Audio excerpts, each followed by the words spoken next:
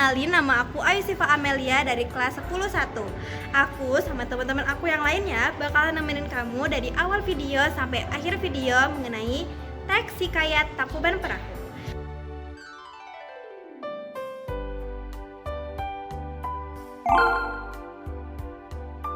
Tangkuban Perahu ini berasal dari Sunda, Jawa Barat. Awalnya, teks hikayat ini muncul pada abad ke-15 hingga awal abad ke-16. Dibuatnya teks hikayat ini bertujuan untuk mengetahui asal-muasal dari terbentuknya Gunung Tangkuban Perahu. Selain itu, memberikan nilai-nilai moral seperti bagaimana kita harus patuh kepada kedua orang tua dan juga konsekuensi dari sifat kesombongan. Yuk sekarang lanjut sama teman aku yang selanjutnya. Halo semuanya, kenalin nama aku Nadia Zaki Anfas dari kelas 10-1. Di sini aku bakalan ngelanjutin apa yang udah Ayu simpulin dari awal video.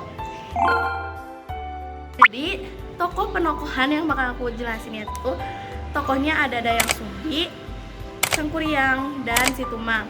Si Dayang Sumbi ini memiliki penokohan yang sangat baik, penyayang, dan rasa kasih sayang terutama kepada anaknya dan suaminya Si Tumang. Nah, Si Tumang ini memiliki sifat penyayang, kasih sayang terhadap anak dan istrinya, serta sifat bijaksana. Yang terakhir ada Sangkuriang. Sangkuriang ini memiliki sifat yang cukup buruk karena dia memiliki sifat durhaka, tidak baik, dan penentang serta sombong. Nah, tema dalam hikayat Tangkuban Perahu ini yaitu tentang kesalahpahaman antara ibu dan anak karena sang anak ingin menikahi seorang ibu. Nah, sebelum aku lanjut ke sinopsisnya, ternyata pengarang hikayat Tangkuban Perahu ini tidak diketahui atau bersifat anonim. Nah, sinopsis yang bakal aku jelasin ini yaitu ketika seorang anak ingin menikahi seorang ibu. Namun di sisi lain seorang ibu memerintahkan satu syarat kepada seorang anaknya untuk membangun bendungan dalam 1 hari. Namun hasilnya nihil karena sang ibu memerintahkan banyak warga untuk menutupi langit menggunakan kain. Nah, disitulah Sangkuriang menendang perahunya sampai terbalik dan bocor, dan disitulah terjadinya peristiwa Tangkuban Perahu terjadi. Nah, selanjutnya bakalan dijelasin sama temen aku selanjutnya. Halo, kenalin, nama saya Fadil Abdullah. Di sini saya akan melanjutkan apa yang sudah disampaikan oleh teman saya. Teks hikayat ini tuh berlatar tepat hutan dan sungai. Terus latar waktunya tuh ada siang hari dan malam hari.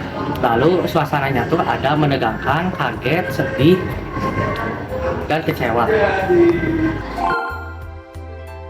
Nah, pesan moral dari teks hikayat ini tuh kita harus selalu bisa membahagiakan orang tua dengan cara yang lebih baik dan tidak bertentangan dengan nilai atau norma yang ada yang tertera.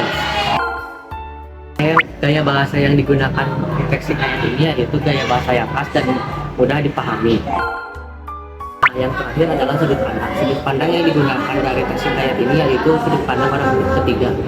Selanjutnya akan dijelaskan oleh teman saya. Halo semua, nama saya Cika Octaviana dari kelas 10-1. Saya akan melanjutkan cerita dari Tangkuban Perahu. Berasal dari tradisi lisan masyarakat Sunda, menggambarkan kehidupan masyarakat pada masa itu. Dalam cerita memiliki sistem nilai yang kuat, terutama dalam hal menggambarkan kepada orang untuk sikap taat kepada norma masyarakat. Lingkungan budaya.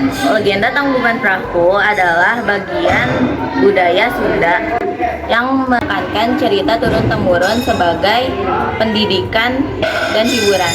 Nilai-nilai yang terkandung. Nilai moral yang ditekankan meliputi penghormatan kepada orang tua, kesetiaan, serta kesederhanaan. Berikutnya akan dijelaskan oleh teman saya selanjutnya.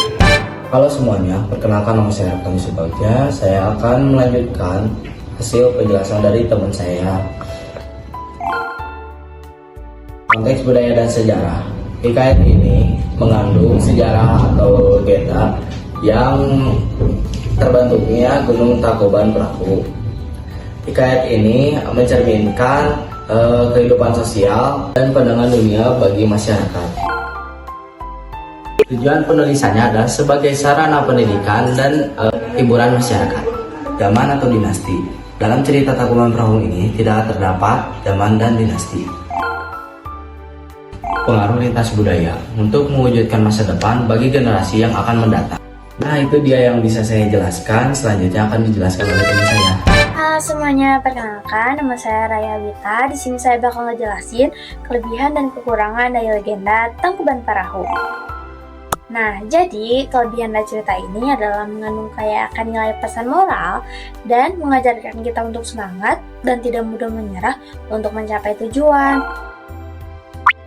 Lalu kekurangan dari cerita ini adalah tokoh Sang Kuryang yang digambarkan sebagai pemarah dan keras kepala, dan hubungannya antara manusia dan hewan atau si Tumang yang mungkin kurang relevan atau sulit dipahami secara harfiah di masa kini. Nah, lalu cerita ini juga tidak masuk akal. Bagaimana mungkin perahu bisa dibuat dalam satu malam, dan bagaimana juga perahu bisa menjadi gunung. Jadi, segitu aja yang bisa aku sampaikan. Bye-bye semuanya, terima kasih.